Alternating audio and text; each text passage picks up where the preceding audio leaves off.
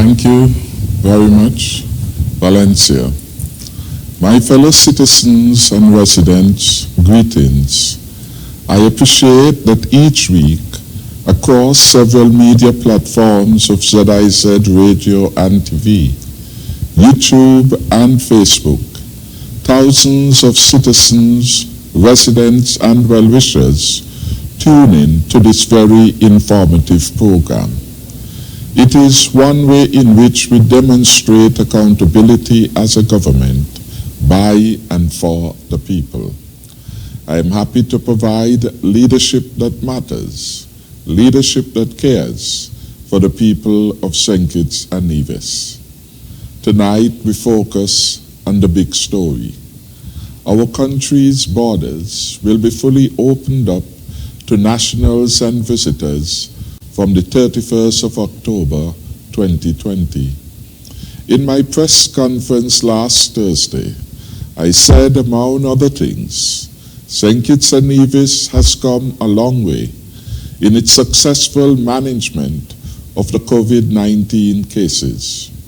We are designated by the United States-based Centers for Disease Control as a very low-risk destination.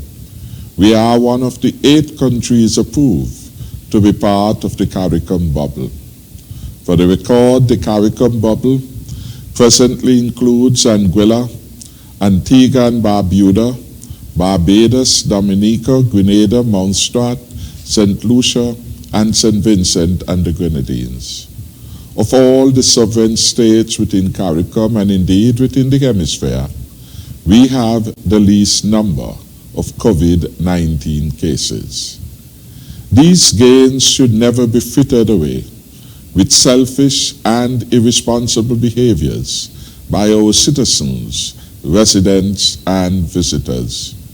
Accordingly, in preparation for the imminent opening of our borders, we have insisted that our citizens and residents comply with all health protocols, especially the wearing of masks in public, frequent hand washing, physical and social distancing, and we encourage our citizens and residents to avoid large crowds and areas of heavy congestion.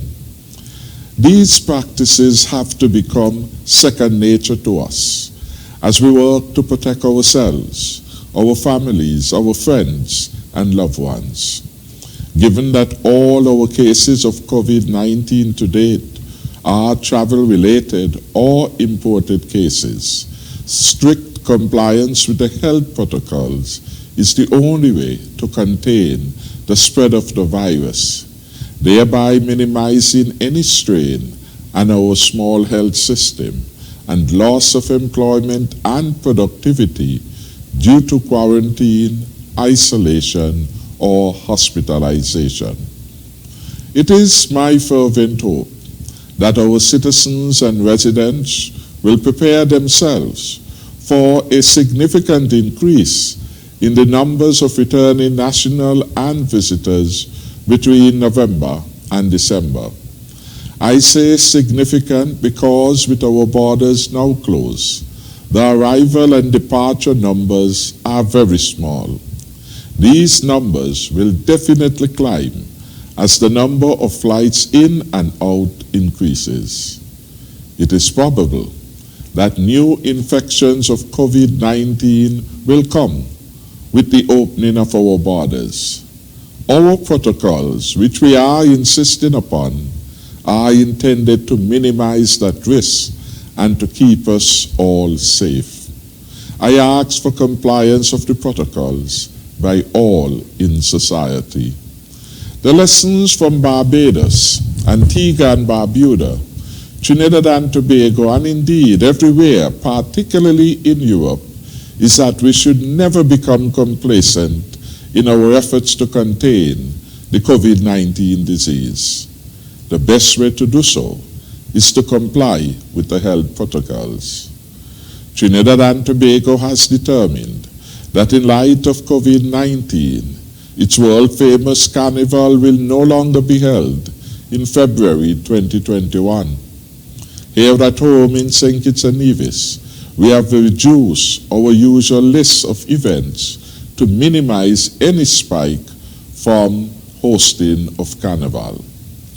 Between now and October 31st, the government expects that close to 5,000 persons who are part of the provision of services to returning passengers, be they at the airport, taxi operators, hotels, restaurants, tour operations, will be trained to work safely in a COVID-19 environment.